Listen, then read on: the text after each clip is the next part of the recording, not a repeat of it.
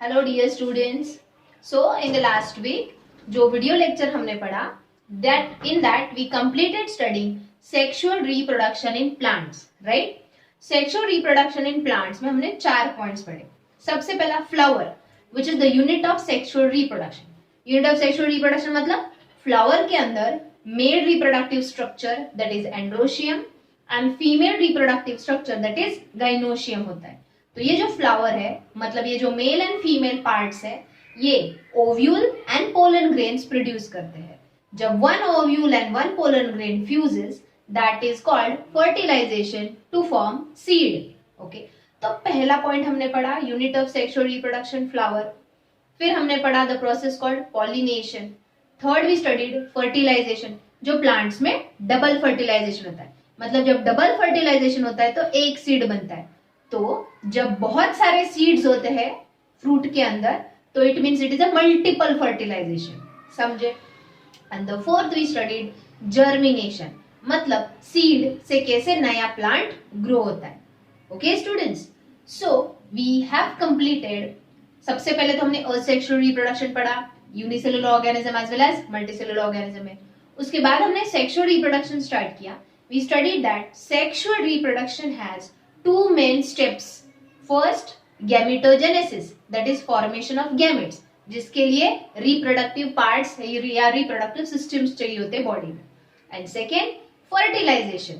Fertilization मतलब male and female gamete fuse होते हैं to produce a new offspring in the form of single cell that is zygote. Okay, अब आज के lecture में हम स्टार्ट करेंगे सेक्सुअल रिप्रोडक्शन इन ह्यूमंस, क्योंकि हमने सेक्सुअल रिप्रोडक्शन इन प्लांट्स पढ़ लिया। From today onwards, in this chapter, we will study sexual reproduction in humans.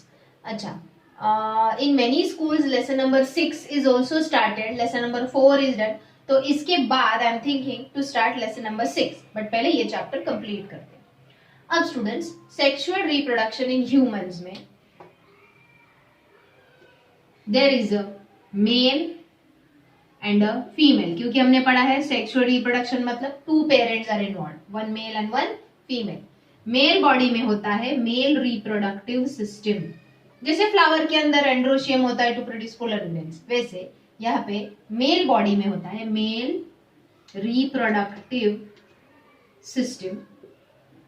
वैसे ही फीमेल बॉडी में होता है फीमेल रिप्रोडक्टिव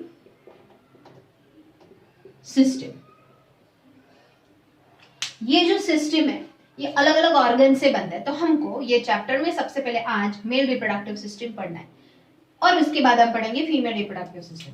तो ये सिस्टम जो है मेल रिप्रोडक्टिव सिस्टम हो या फीमेल रिप्रोडक्टिव सिस्टम हो, दोनों का कॉमन फंक्शन क्या है? That is production of gametes. Mail reproductive system में जो गैमेट्स प्रोड्यूस होते हैं वो है स्पर्म्स।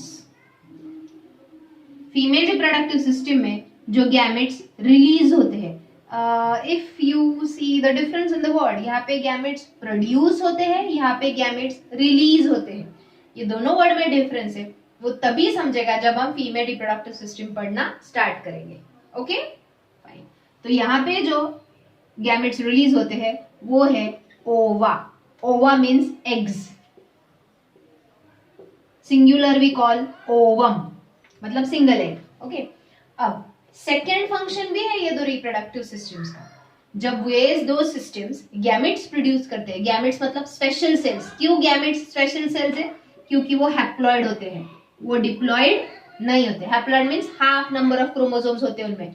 हमने पढ़ा है हमारे हर बॉडी सेल में, I am saying body cell मतलब सोमैटिक सेल में 46 क्रोमोसोम्स होते हैं, लेकिन सिर्फ स्पर्म एंड एग में 23 होते हैं, समझे। अब second function is to produce sex hormones. हमने हॉर्मोन्स क्या होते हैं ये 9th स्टैंडर्ड में पढ़ा है। Hormones are the chemicals which gives message to the body cells to perform actions. So hormones are nothing but the special chemicals. तो male reproductive system में एक ही सेक्स हार्मोन प्रोड्यूस होता है, that is testosterone. Male reproductive system का sex hormone है testosterone, whereas female reproductive system में 2 sex hormones produce होते हैं, oestrogen and progesterone. Sex hormones का फंक्शन है to give secondary sexual character.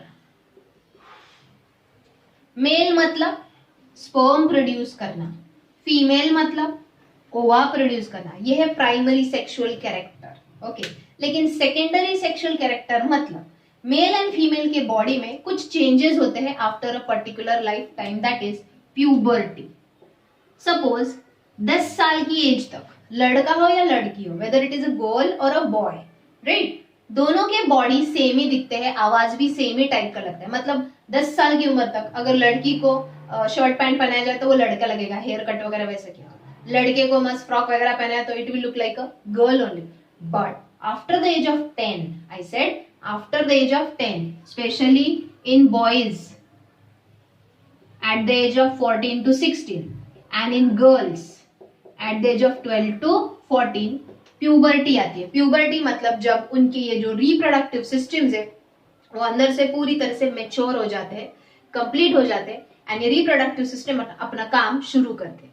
Yes, a very important point, जैसे ही हम पैदा होते हैं हमारे सारे बॉडी सिस्टम्स अपना फंक्शन स्टार्ट करते हैं। भूख लगती है, डाइजेस्टिव सिस्टम काम करता है, यूरिन पास करते हैं, एक्सक्रीटरी सिस्टम काम करता है, रोना, हंसना, खेलना, नर्वस सिस्टम काम करता है, ब्रीदिंग करना, रेस्पिरेटरी सिस्टम काम करता है। मतलब बाय बर्थ जैसे ही पैदा होते हैं ये बॉडी के सारे सिस्टम्स अपना फंक्शन शुरू करते हैं, but reproductive systems do not start their work as soon as we take birth. Reproductive system का काम एक पर्टिकुलर एज के बाद शुरू होता है, that age is called puberty.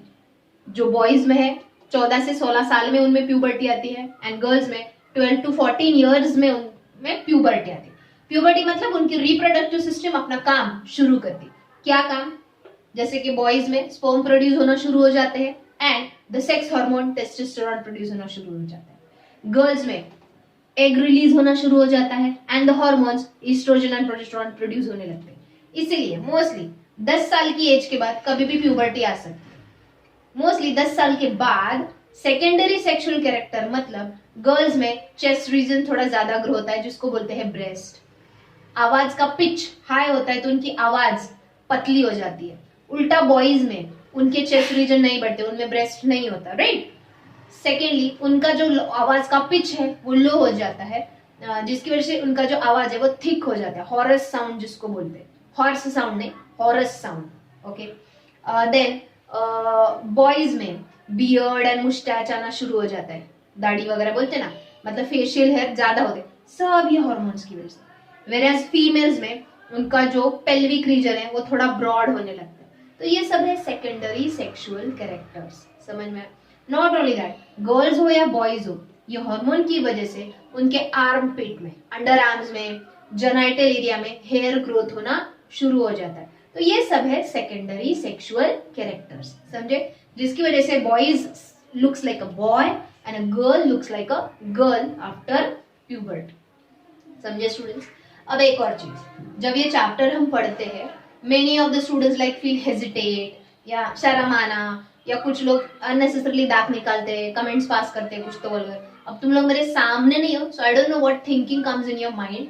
सबसे पहला हम जब डाइजेस्टिव सिस्टम पढ़ते हैं, एक्सक्रीटरी सिस्टम पढ़ते हैं, ऐसे कुछ ख्याल हमारे दिमाग में आते हैं क्या? नहीं, because we are studying a science, right? तो ये भी एक हमारी बॉडी का सिस्टम है, उसको स्टडी के हिसाब से ही लो। कुछ गलत तुम्हारे दिमाग में अगर आया तो please take your mother's face in front of your eyes. Imagine करो what your parents will think if such vulgar things come in your mind. समझ में आ रहा है?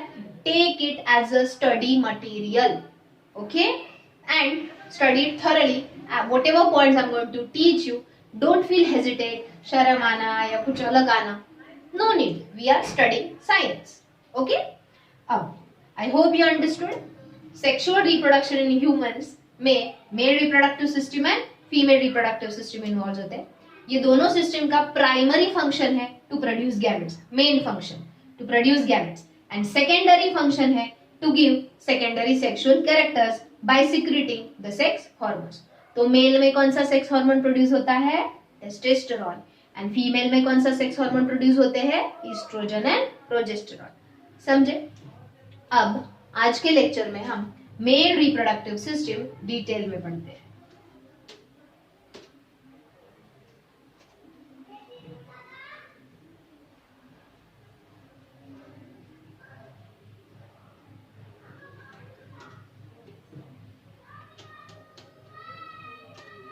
बुक में देखोगे तो सिर्फ एक एक पैराग्राफ देके खत्म किया है, इतने सारे वर्ड्स डाल दिए, प्रॉपर एक्सप्लेनेशन नहीं है। If you don't trust me, just open your textbook now और just see the PDF if you are having. एक छोटा सा पैराग्राफ दिया है मेल रिप्रोडक्टिव सिस्टम, जिसमें बहुत सारे वर्ड्स घुसा दिए, लेकिन वो वर्ड्स का मीनिंग प्रॉपरली नहीं दिया। इसलिए वीडियो अच्छे से देखो, कुछ भी डाउट्स है तो यू कैन आस्क। अब यहाँ पे सबसे पहले हम आज पढ़ेंगे मेल रिप्रोडक्टिव सिस्टम।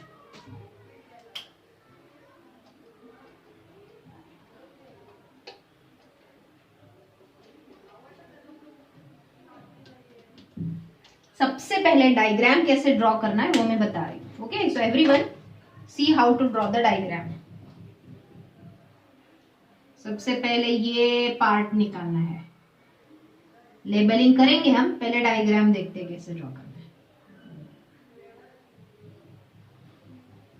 ओके, फिर एट द बेस थोड़ा सा ये स्वोलन रीजन दिखाना है।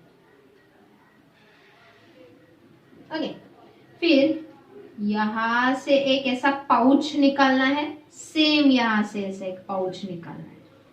समझे, ये पाउच है, क्यों सब समझेगा। पहले डायग्राम कैसे निकालना है देखो। फिर इसके अंदर ये ऐसे ओवल बॉडीज दिखाओ, ओवल और राउंड बॉडीज। ये मेन है जिसमें से स्पर्म्स प्रोड्यूस होते हैं। मैंने अभी बोला मेल रिप्रोडक्टिव सिस्टम का सबसे मेन फंक्शन क्या है, to produce sperms, but when immediately after birth or after puberty. Correct, after puberty. मतलब प्यूबर्टी मतलब 10, 12 या 14 साल की उम्र तक ये टेस्टिस कंप्लीटली मैच्योर हो जाते हैं, अच्छे से फॉर्म हो जाते हैं, जिसके बाद वो हेल्दी स्पर्म्स प्रोड्यूस कर सकते हैं। ओके, अब ये जो राउंड बॉडीज है जिनका नाम है टेस्टिस, इनके ऊपर ऐसे एक और स्ट्रक्चर दिखाओ, इसका भी एक नाम है, विल सी दैट। एंड फिर इसमें से ऐसे लॉन्ग ट्यूब निकालो।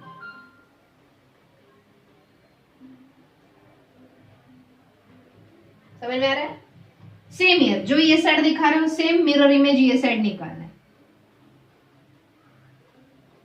अब आई डोंट नो मेरा मिरर इमेज आ रहा है कि नहीं, क्योंकि मैं बोर्ड के सामने खड़े होकर डायग्राम निकाल रही हूँ, लैटरल साइड से निकाल रही हूँ, तो उतना मैनेज करो, इट शुड लुक सेम। देखो ये मेरा थोड़ा ऊपर गया है,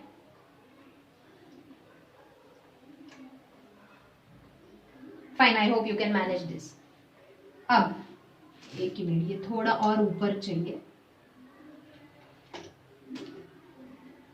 इसलिए पहले ही डायग्राम निकालते वक्त ज्यादा डार्क नहीं निकालना है। ओके,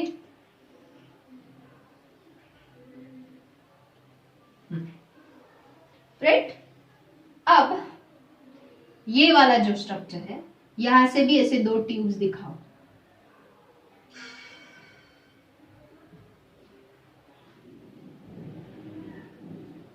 इधर से एक ट्यूब निकल रहा है और इधर से एक ट्यूब निकल रहा है।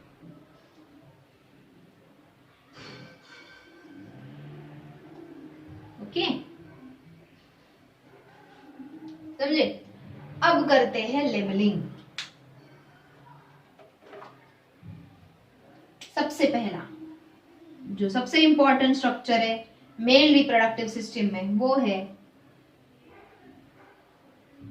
टेस्टीज। स्पेलिंग लिखते वक्त अच्छे से लिखो। अगर तुमने यही स्पेलिंग ऐसे लिखा, क्या डिफरेंस है स्पेलिंग में?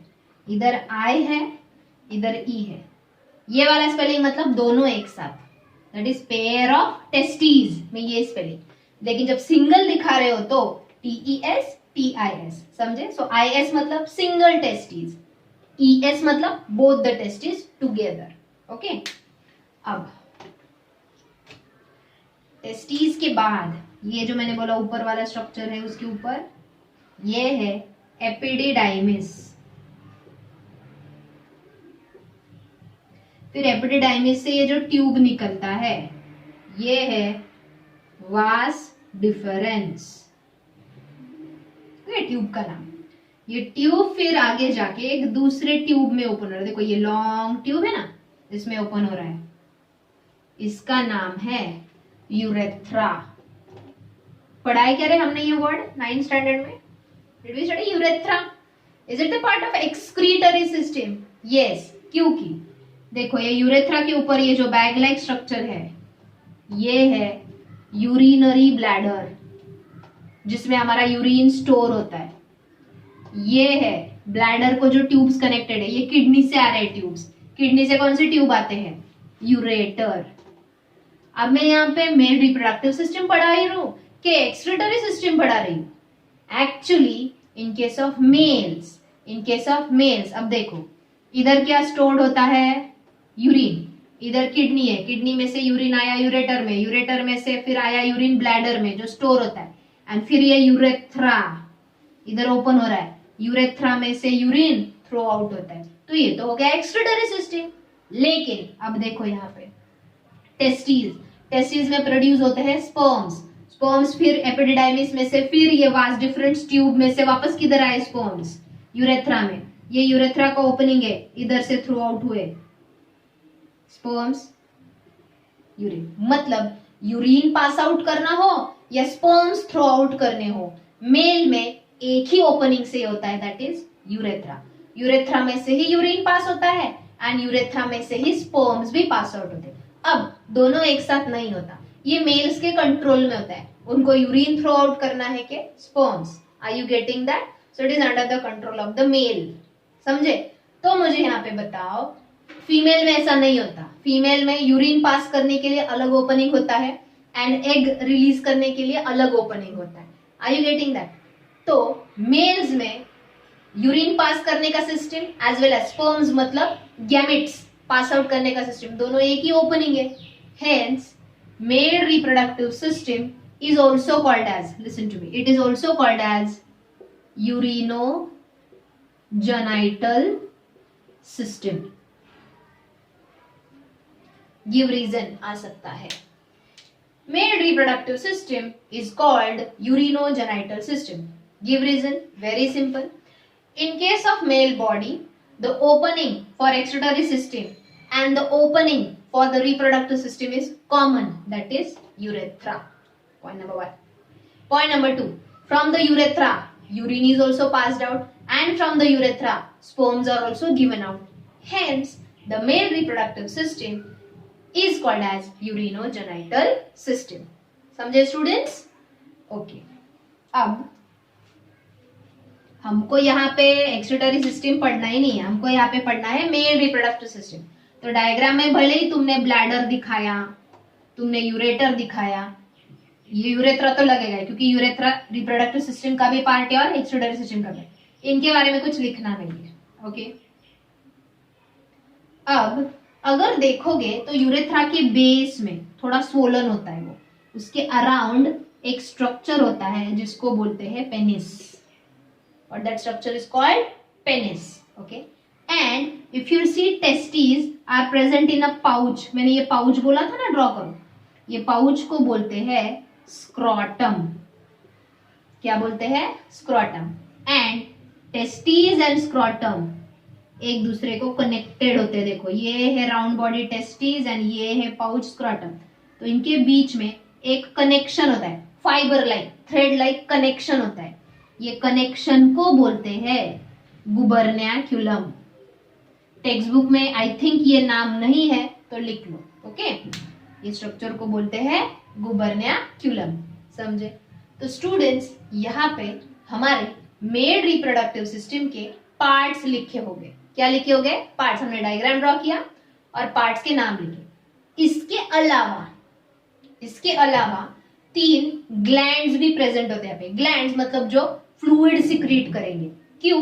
स्पर्म्स को नरिशमेंट देने के लिए। मैं पहले वो ग्लैंड्स ड्रॉ करती हूँ।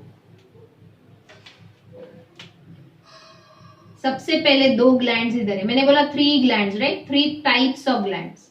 यह है पहला पेयर ऑफ ग्लैंड्स। ओके, फिर यही पे ही ये एक सेकेंड ग्लैंड है। आई एम सेइंग सेकेंड ग्लैंड, ये एक ही है, ये इधर एक और इधर एक नहीं है। सेमिनल वेसिकल, ये ग्लैंड जो है ये इधर एक है, राइट साइड में एक है, लेफ्ट साइड में। लेकिन ये वाला जो ग्लैंड में ड्रॉ कर रही हूं ये सिंगल ही है। आगे से दिखते वक्त ऐसे लगता है कि ये दो पार्ट्स में बटा है, लेकिन पीछे से देखोगे तो ये सिंगल ग्लैंड है। ओके, एंड तीसरा पेनिस के थोड़ा ऊपर इधर होता है, मशरूम के जैसे दिखता है। तो ये है 3 ग्लैंड्स। नाम लिखती हूं मैं पहले इनका। ये है seminal vesicle,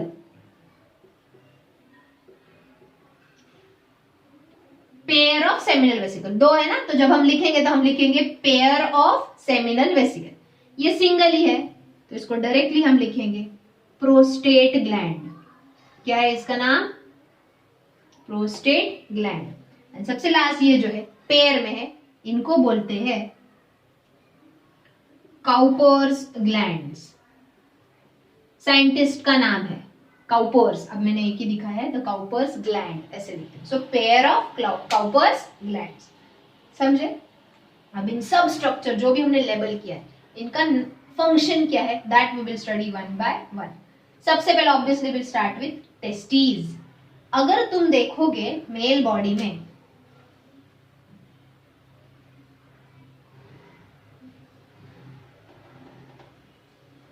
if you see in the male body, testes and penis, ये जो स्ट्रक्चर्स है ये एब्डोमेन के बाहर होते हैं। आई सेड एब्डोमेन के बाहर होते हैं। छोटे बॉय चाइल्ड को अगर देखा होगा तो उनका पेनिस स्टमक के अंदर होता है। स्टमक नहीं मीन्स ये जो कैविटी है इसको बोलते हैं एब्डोमेन। एब्डोमेन के अंदर होता है कि बाहर होता है? बाहर होता है। और वो पेनिस के पीछे एक स्किन लाइक पाउच होता है। वो pouch is nothing but scrotum. Scrotum के अंदर दोनों तरफ राउंड बॉडीज होते हैं। वो राउंड बॉडीज मतलब टेस्टिस। अगर तुम देखोगे तो सिर्फ इसके, ये डॉटेड लाइन मैंने निकाले, उसके नीचे वाला पूरा पार्ट एब्डोमेन के बाहर होता है, लेकिन बाकी सारे पार्ट्स एब्डोमेन के अंदर होते हैं। ऐसे क्यों?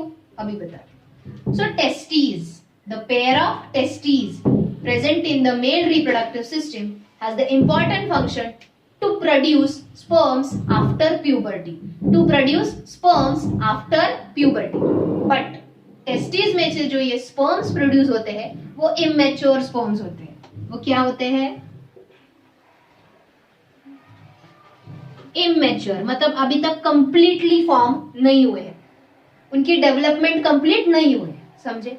तो ये immature sperms जैसे ही यहां से प्रोड्यूस होते हैं, ये इमेच्योर स्पर्म जैसे ही यहां से प्रोड्यूस होते, they go in the next structure that is called epididymis.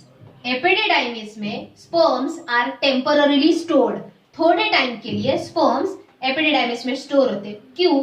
क्योंकि epididymis completes the maturation of sperm. मतलब जो इमेच्योर स्पर्म्स टेस्टिस ने प्रोड्यूस किए हैं वो जाके किधर मैच्योर होते हैं। मैच्योर मतलब कंप्लीटली फॉर्म किधर होते हैं? एपिडिडाइमिस में।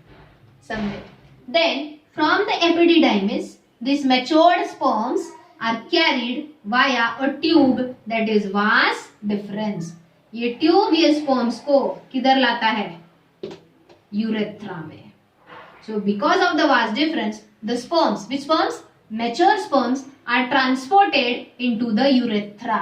लेकिन यूरेथ्रा में आने से पहले वो स्पर्म्स इधर आते हैं ना, कहाँ पे? जहाँ पे सेमिनल वेसिकल। अच्छा, दोनों टेस्टिस से एक साथ ही स्पर्म्स रिलीज होते हैं, रिमेम्बर दैट। तो इधर से थोड़े स्पर्म्स आए, इधर से थोड़े स्पर्म्स आए। जैसे ये पॉइंट पे आए, यहाँ पे जो सेमिनल वेसिकल ग्लैंड्स हैं, जैसे ही स्पर्म्स इधर आते हैं ये ग्लैंड स्टिम्युलेट हो जाते हैं, मतलब एक्टिव हो जाते हैं to secrete a fluid. Fluid मतलब इनके अंदर से एक लिक्विड वो प्रोड्यूस करते हैं जो इन स्पर्म्स के साथ मिक्स होता है। देखो मैंने अंदर रेड डॉट दिखाया है मतलब स्पर्म, और बाहर ब्लू लाइन दिखाई है मतलब वो फ्लूइड है। ऐसा दिखाना नहीं है तुमको डायग्राम में, बट जस्ट टू अंडरस्टैंड। तो ये जो स्पर्म्स है इनको जो ये सेमिनल वेसिकल फ्लूइड मिलता है, ये फ्लूइड में एक कार्बोहाइड्रेट बहुत हाई अमाउंट में होता है जिसको बोलते हैं फ्रुक्टोज। कौन सा कार्बोहाइड्रेट होता है इस फ्लूइड में? फ्रुक्टोज मतलब शुगर। शुगर की वजह से ये स्पर्म्स को यहाँ पे एनर्जी मिलती है। देखो स्पर्म का फंक्शन क्या है? ये जब यहाँ से बाहर निकलेंगे, जब sperms are thrown from the male body and अगर वो जाके फीमेल बॉडी के अंदर इंसर्ट हो गए sperms, right? Sexual reproduction in male and female में क्या होता है? Mail and female comes together physically, right? उनमें क्वाइटस होता है। क्वाइटस मतलब सेक्स होता है उनमें, राइट? तो मेल का जो पेनिस है वो फीमेल बॉडी में इंसर्ट होता है एंड फिर पेनिस में से स्पर्म्स बाहर फेंके जाते हैं फीमेल बॉडी के अंदर। फीमेल बॉडी में स्पर्म जाता है एग के पास, मतलब इसको स्पर्म को देखो कितना लंबा रास्ता काटना होता है, so much travelling they have to do. सबसे पहला टेस्टीज में से एपिडिडाइमिस, एपिडिडाइमिस में से वास डिफरेंस में से यूरेथ्रा, यूरेथ्रा में से फिर फीमेल बॉडी, फीमेल बॉडी में भी थोड़ा ऊपर जाके फिर एग के पास। मतलब sperm needs lot of energy to travel a long path. उतना ही नहीं, जैसे वो एग के पास पहुंचे, एग बहुत टफ होता है, इजीली स्पर्म उसके अंदर फ्यूज नहीं हो सकते, तो उधर भी स्पर्म्स को एनर्जी चाहिए। तो कंटिन्यूसली स्पर्म एक्टिव रहे, एनर्जाइज रहे, इसलिए सेमिनल वेसिकल ग्लैंड में से जो फ्लूइड निकलता है उसमें फ्रुक्टोज होता है और शुगर, जिसकी वजह से स्पर्म्स गेट्स एनर्जी। अब ये स्पर्म जैसे ही इधर आए, इधर ये वाले ग्लैंड्स, कौन सा, प्रोस्टेट ग्लैंड भी अपना फ्लूइड इधर सिक्रिएट करता है, वो भी स्पर्म्स को नरिशमेंट देगा, मतलब एनर्जी देगा। फिर ये स्पर्म्स इधर आए, अंदर स्पर्म्स, बाहर फ्लूइड, वापस ये ग्लैंड्स भी अपना फ्लूइड सिक्रिएट करेंगे। Means when the sperm is on its way, मतलब जब स्पर्म्स ट्रैवल कर रहे हैं, उसके साथ कितने फ्लूइड्स मिक्स हुए, 3। पहले the fluid of seminal vesicle, दूसरा the fluid of prostate gland, and तीसरा the fluid of Cowper's gland. समझ में? तो यहाँ पे जब बाहर पेनिस, फिर ये इधर आए एंड पेनिस में से, दैट इज यूरेथ्रा में से बाहर गए, तो सिर्फ स्पर्म्स बाहर फेंके जाते हैं कि स्पर्म्स के साथ फ्लूइड भी? Correct. So here sperms plus fluid, जिसको बोलते हैं सीमेन, is इजैक्युलेटेड। What is ejaculated? Ejaculated means thrown out. Semen. So what is semen? A mixture of sperms and the fluids of 3 glands. Which 3 glands? Pair of seminal vesicles, prostate gland and pair of Cowper's gland secretes a fluid. ये तीनों fluid का 2 function है. I said 2 function है. पहला, to give nourishment to the sperm to gain energy, and second, for easy movement of sperm. देखो sperms थोड़े semi solid होते हैं, जेली लाइक होते हैं। जेली फास्ट फ्लो करेगी कि फ्लूइड फास्ट फ्लो करेगा? फ्लूइड। तो sperms are a jelly like substance which are present in a fluid, so fluid की वजह से they can move faster, they can swim faster. समझ में आया? So what are the 2 functions of the secretions of this 3 glands? Provide nourishment and energy to the sperms and easy movement of the sperms. समझे students? अब penis body के बाहर क्यों है, क्यों ये एब्डोमेन के अंदर नहीं? क्योंकि मैंने अभी बताया, जब हम फीमेल रिप्रोडक्टिव सिस्टम पढ़ेंगे, फीमेल रिप्रोडक्टिव सिस्टम में जेनाइटल एरिया में एक ओपनिंग होता है जिसको बोलते हैं वजाइना। ये है स्पर्म, ये है वजाइना, तो सॉरी, ये है पेनिस, ये है वजाइना। तो penis is inserted into the vagina of the female ताकि स्पर्म्स डायरेक्टली फीमेल बॉडी में जाए। समझे? इसलिए पेनिस बाहर होता है। लेकिन टेस्टिस क्यों एब्डोमेन के बाहर? टेस्टिस अंदर क्यों नहीं एब्डोमेन के? अब यहाँ पे मैं एक इंटरेस्टिंग फैक्ट बता रही हूँ, interesting, very interesting fact. Up to 3rd month of pregnancy,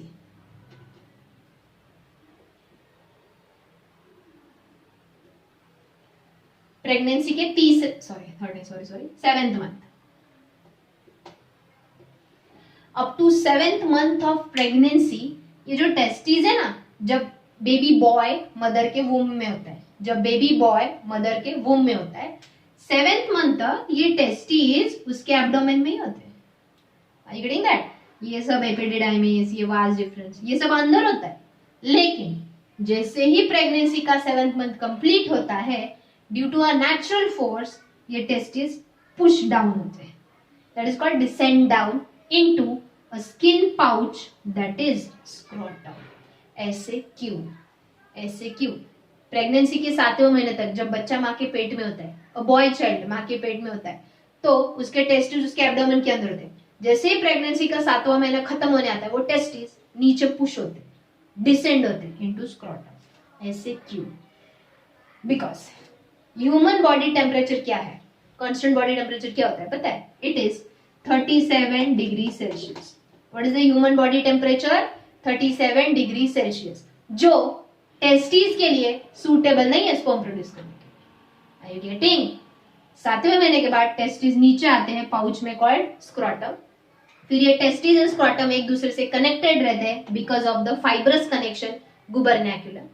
अब प्यूबर्टी के बाद जब मेल्स स्पर्म प्रोड्यूस करेंगे, प्यूबर्टी मतलब 10-12 साल के बाद, एज के बाद जब वो स्पर्म्स प्रोड्यूस करेंगे, तो स्पर्म प्रोड्यूस करने के लिए टेस्टिस को बॉडी टेम्परेचर से, टेस्टिस को बॉडी टेम्परेचर से 2 to 3 डिग्री लेस टेम्परेचर लगता है, 2 to 3 डिग्री लेस, मतलब 37 में से 2 माइनस करो कितना 35, या 37 में से 3 माइनस करो 34. So sperms will be produced by the testes only when the body temperature will be 34 or 35 degree Celsius. अगर ये बॉडी के अंदर होंगे, एब्डोमेन के अंदर होंगे, तो टेम्परेचर क्या होगा 37. But they need 2 to 3 degree Celsius less temperature than the body temperature. Then and then only testes can produce sperms.